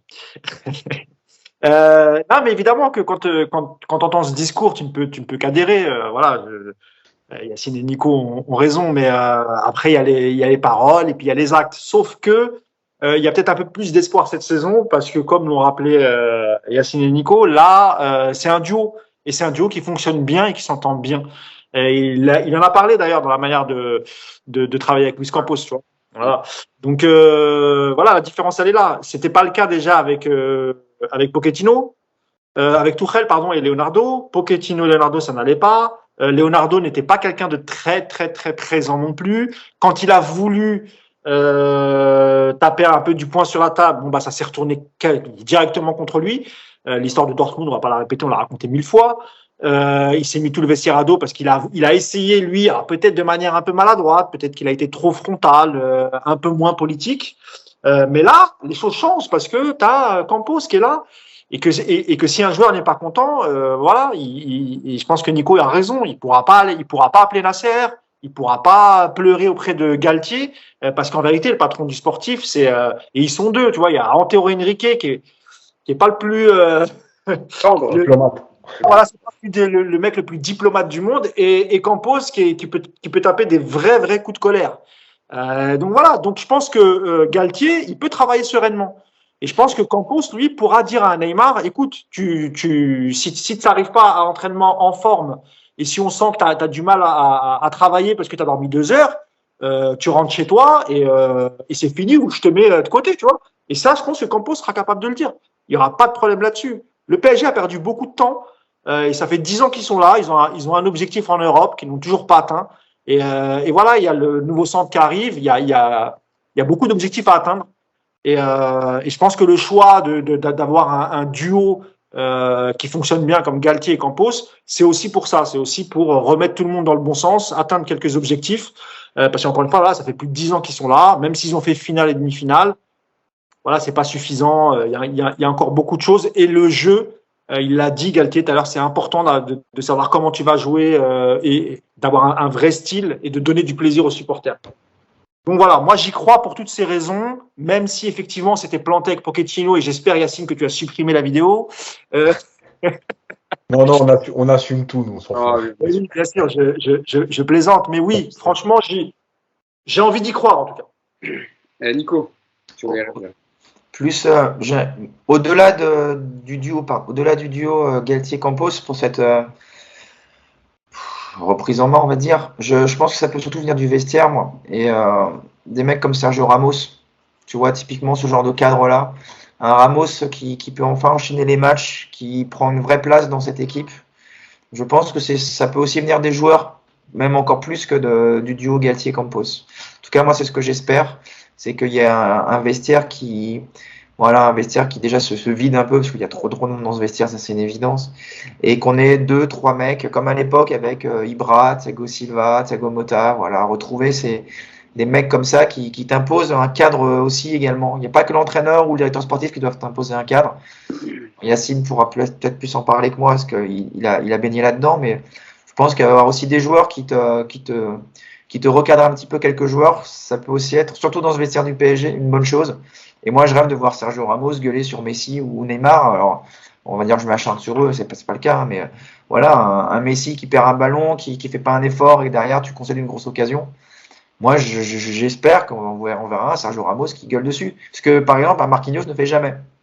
C'est possible, Nico, parce que tu vois, quand ils font venir José Fonte à Lille, bon, ça doit être évidemment une idée de Campos, mais je pense aussi c'était aussi le rôle qu'il avait sur le terrain et aussi dans le vestiaire. Et là, c'est vrai qu'il arrive au PSG, tu as un gars de 35 ans qui a encore un autre CV que José Fonte, beaucoup plus important, qui a joué des années dans un très grand club. Donc ouais, si Ramos se pète pas en début de saison et s'il fait la bonne préparation sans se péter, moi je pense que il y a peut-être même, je sais pas, il y a peut-être même un risque de lui filer le capitanat. Hein. C'est-à-dire que encore une fois, Galtier et Campos, ils doivent rien à Marquinhos. Marquinhos, c'est un bon défenseur central, on l'aime tous, mais on a tous souligné aussi que voilà, le capitanat, c'est peut-être un peu trop pour lui, parce qu'il n'a pas assez de caractère. Et tu as raison, Nico, je pense qu'un mec comme Ramos, il peut regarder tout le monde dans les yeux, Mbappé, Messi, Neymar. Il a plus de Ligue des Champions que n'importe qui dans ce club. Donc, ouais, je suis tout à fait d'accord avec Nico. Sur la relation, justement, Yacine, entre Campos et Christophe Galtier, Christophe Galtier a répondu dessus, et c'est intéressant parce qu'il explique vraiment comment fonctionne le binôme. Et ils se connaissent depuis, évidemment, leur épopée à Lille. Avec Louis, nous avons travaillé depuis 3 ans ensemble. Ce sont des échanges permanents, qu'il soit sur place ou en déplacement. Louis anticipe toujours les choses. Nous sommes en relation permanente sur la construction de l'équipe. C'est ce que j'attends de mon équipe. Bien évidemment, avant de partir sur le recrutement, nous avons échangé. Et depuis 3 ans, nous avons fait beaucoup de mercato ensemble. Et aucun joueur n'est venu sans mon accord. J'ai une confiance totale en ses capacités à trouver les joueurs qui vont faire que tout va bien fonctionner. Et je trouve la deuxième partie, la deuxième réponse sur le sujet est intéressante. Parce que la question était, est-ce que cette relation dépasse le cadre du mercato? Et Christophe Galtier répond, à partir du moment où Louis est en charge du recrutement, il est chargé de mettre en place la communication avec eux pour les premiers échanges. C'est lui qui connaît le mieux les joueurs car il les rencontre en premier. Il échange beaucoup avec les joueurs et leur environnement. il est là dans la gestion aussi du quotidien, mais il y a aussi la vie du groupe et la gestion des joueurs. Quand il y a des choses qui ne me plaisent pas, il y a, avant mon intervention, l'intervention de Luis, afin de mesurer et évaluer les décisions que nous allons prendre à un certain moment. Jamais je ne prends une décision sans avoir son point de vue. C'est assez clair, Yacine, justement, il répond bien sur comment fonctionne le binôme. D'abord, Luis Campos, qui est l'autorité au-dessus et qui prendra la décision, en accord avec Christophe Galtier, mais voilà, il y aura vraiment une coordination entre les deux sur les décisions.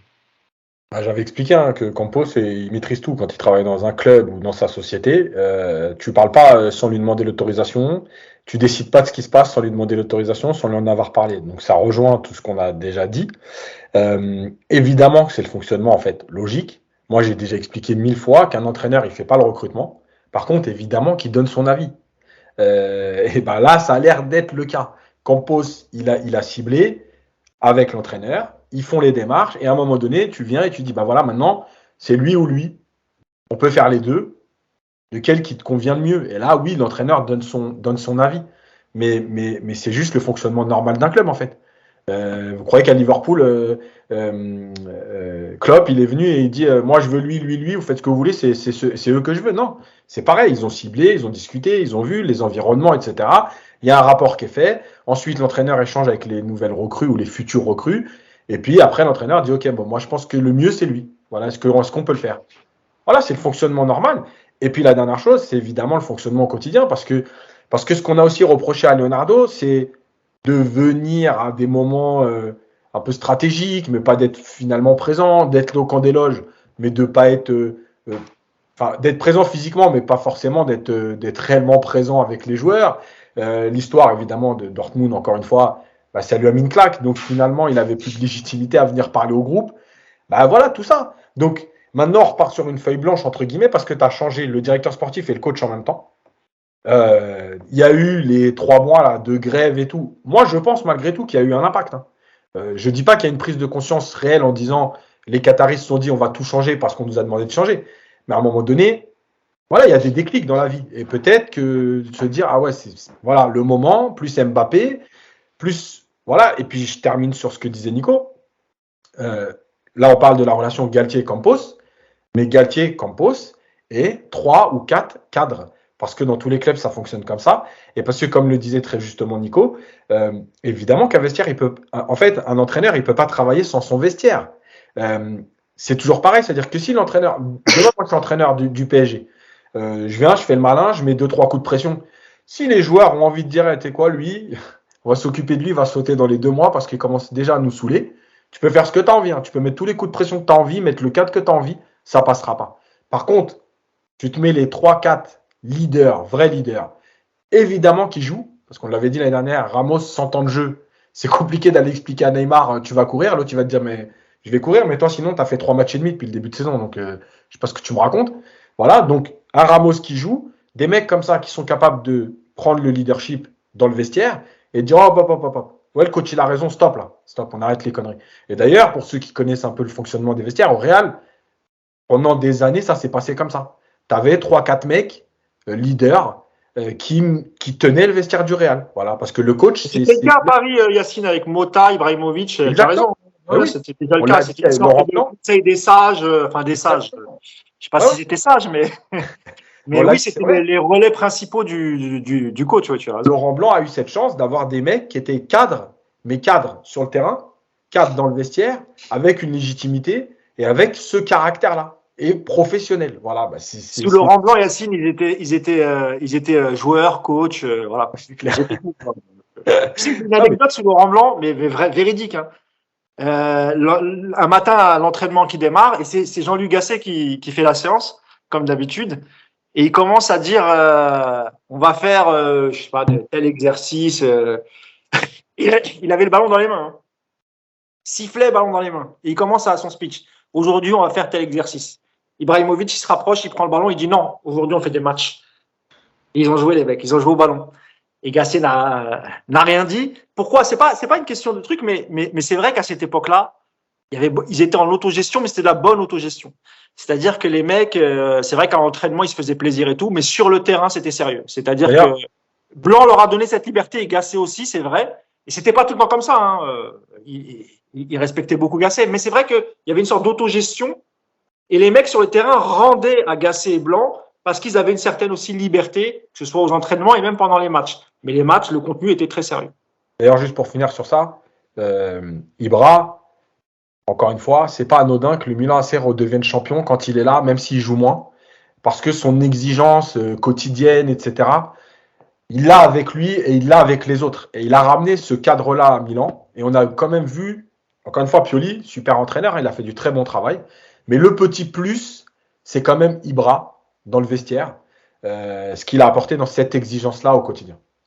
Et c'est la limite aussi, toi, du système actuel du PSG, c'est que, honnêtement, aujourd'hui, moi, je t'ai cité Sergio Ramos, qui pour moi, rentre un petit peu dans cette catégorie de joueurs.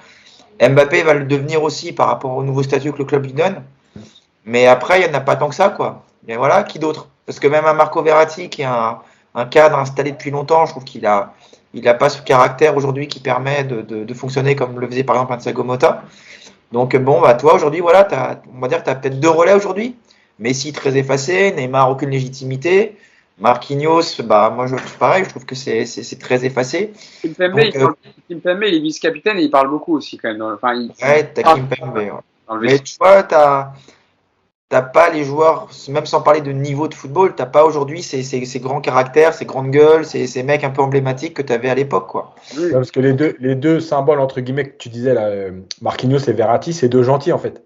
Tu sais, c'est des potes quoi. Ils sont là, ils sont contents, ils jouent au foot.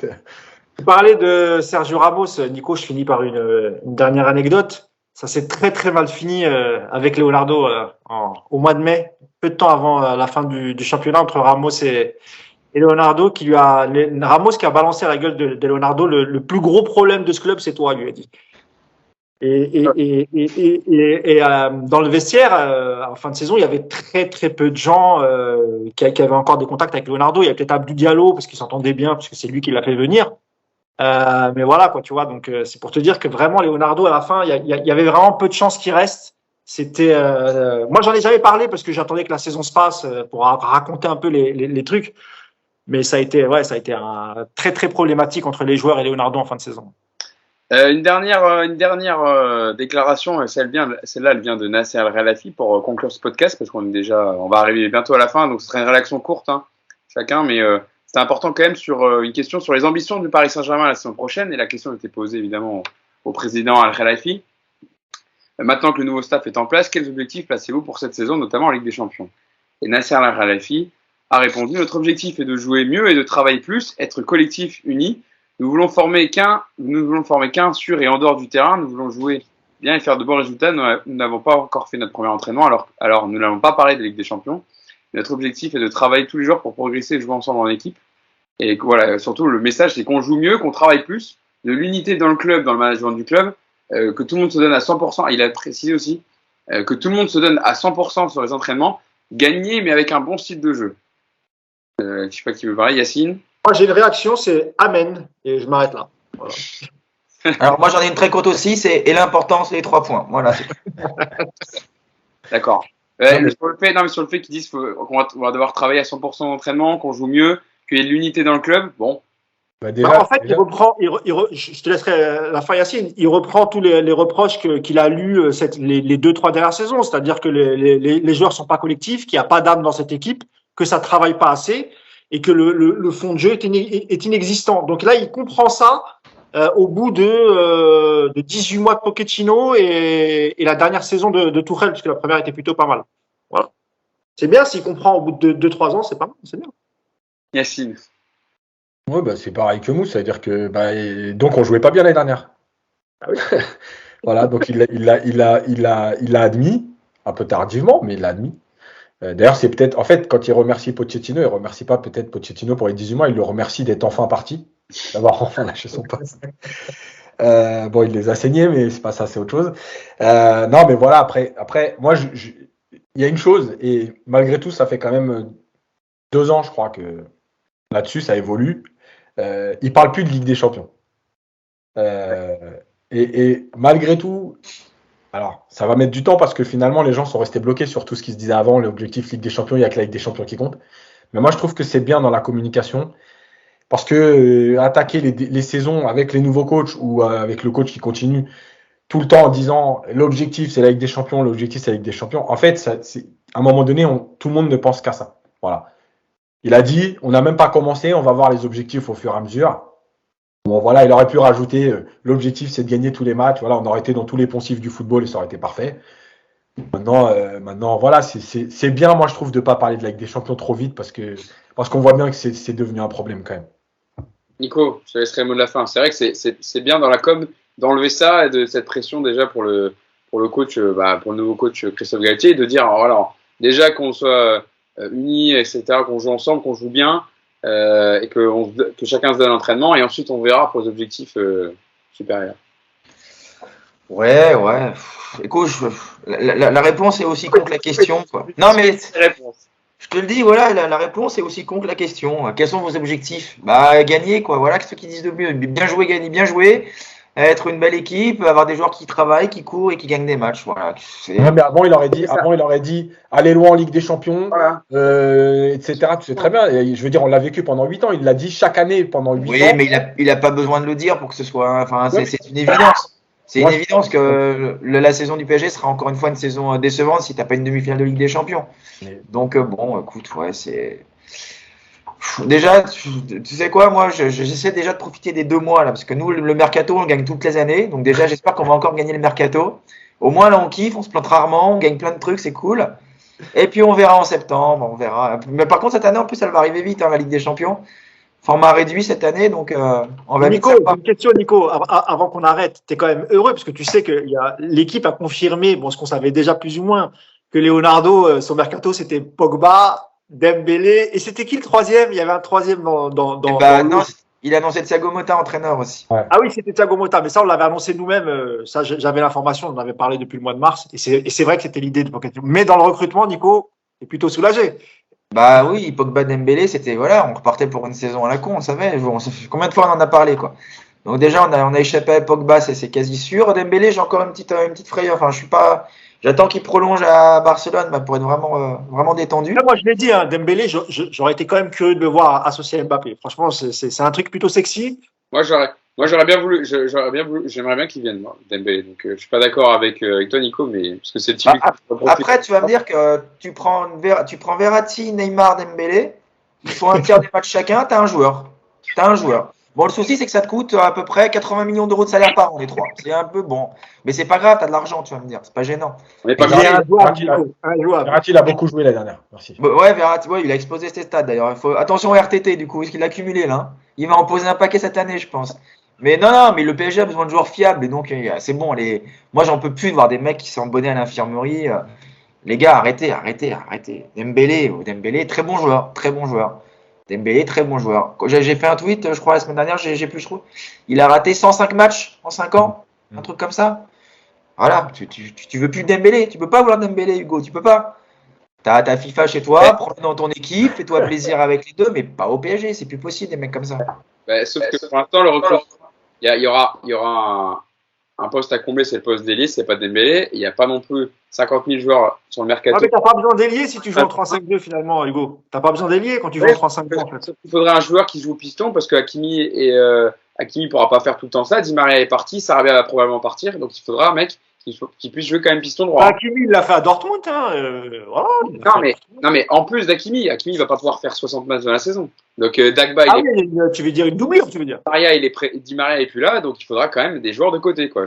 Il y aura sûr et certain une doublure à Hakimi, ça c'est acté, parce qu'il y a eu le départ de Dagba, et on sait que Kerrer, d'abord il ne pourrait pas jouer ce rôle-là, et de deux, il est voué à partir. Donc de toute façon, donc je pense qu'il y aura soit un profil peut-être plus offensif qui jouera sur un côté, ça j'en suis moins sûr, et il faudra aussi une très très bonne doublure à Hakimi. Il y a Danilo, on l'a pas utilisé encore à ce poste-là. Non, quand tu vas faire cette tête, tu sais que tu vas faire une connerie. Je le voyais à sa tête. Il était sûr. Je savais quand il fronçait ses sourcils, je sais que c'était. Il a la même tête quand il fait des tweets chez lui, je suis sûr. Petit troll. C'est bien de troller sur Twitter, Nico. C'est ce que tu adores faire. Je pense qu'on a été quand même complet sur cette première conférence de presse de Christophe Galtier au Paris Saint-Germain. Bien que Nico ait trouvé les réponses un peu soporifiques et un peu politiquement correctes, mais bon. faut bien qu'on débriefe tout ça, Nico. Un peu de Non, mais un peu de matière. il y avait des réponses intéressantes. Je te dis juste la question, quels sont vos objectifs de la saison? J'ai trouvé que ces questions étaient complètement débiles, mais bon. Il y en a plusieurs que t'as dit que c'était du poétique et qui disaient rien. Ah bah, après oui, j'ai trouvé des réponses. Mais après, Mousse l'a bien dit, il a été très intelligent dans certaines réponses. Sur Neymar, il a été très intelligent. Mais moi, je trouve qu'il a noyé le poisson plus qu'autre chose et on en reparlera de Neymar d'ici la fin du mercato. Une dernière question, moi, c'est juste pour Nico avant de partir, parce que vous allez chercher mon fils. Du coup, c'est quoi, toi, tes objectifs, Nico, pour les vacances? Sinon, Là, mes objectifs, voilà, je peux pas le dire comme ça devant autant de gens, mais vraiment une question à la con, quand même. ouais, c'est bah écoute, bronzer, me reposer, me baigner, pas prendre de coups de soleil, et puis, pas me fâcher avec Yacine, parce que Yacine, il est chaud là avec les Marseillais, donc je vais pas à Marseille, Yacine, hein, j'ai annulé. Hein. Moi non plus. Ah, puis par contre, il faudra qu'on fasse un podcast sur Versailles là, parce que ça, Ah, c'est pas ça. ce qui se passe là, mais Apparemment, Ouais. le coach de Versailles qui supporte pas que ses joueurs parlent à la presse sans son autorisation, ça commence à... Non, mais à Versailles, il faut parler des salaires. C'est dingue, les salaires qui sont proposés aux mecs qui arrivent à Versailles. On parle de 5 chiffres hein, pour un club de national. on a des sous ici, Pas mon mal, petit- hein. mon petit 15 000, Mousse. il y a des mecs qui sont payés 15 000 balles à Versailles. quoi. Ouais, mais c'est pas Nantes ici, oh, c'est Versailles, hein. Après, Mais tu sais qu'à Nantes, il y a des joueurs de Ligue 1 de Nantes qui touchent pas 15 balles, amigo. après, attention, hein, la région parisienne, c'est spécialiste des montées en force comme ça, des gros salaires et de l'explosion en 3 mois et demi. Ouais, attention là, quand même à ce que Versailles ne retombe pas. On a eu Créteil qui a fait les beaux et qui est reparti. On a eu le Red Star qui était pas loin et qui est redescendu. Attention, la région parisienne, c'est festival pour ça. Ouais, ça. On verra ça, on fera un podcast spécial Versailles, Nico, pas de souci. On aura un expert avec toi et on pourra parler de la saison de Versailles. Merci à vous trois d'avoir été avec moi pour débriefer donc, cette Merci à conférence de presse de Christophe Galtier et puis évidemment d'autres podcasts à venir bientôt parce que on voulait parler de base des arrivées, des départs avec notamment Vitinha qui a signé officiellement, Xavi Simons qui est parti, Dagba qui va suivre notamment normalement du côté de Strasbourg, mais on fera un podcast où on aura le temps. Ça va peut-être bouger cette semaine, Hugo. Donc, s'il y a du mouvement, s'il y a truc, de toute façon, on comptait aussi en faire un en fin de semaine pour revenir sur les quelques départs, les joueurs qui arrivent, Voilà. etc. Donc, en fin de semaine, je pense. Ça va enfin bouger avec maintenant Galtier qui est officialisé poste d'entraîneur du Paris Saint-Germain. Merci à vous trois et puis on se dit rendez-vous pour le prochain podcast. N'hésitez pas, comme d'habitude, à liker et à commenter. On répondra à tous vos commentaires en dessous de la vidéo. Merci à tous et à bientôt pour un prochain podcast. Salut! Ciao. Salut.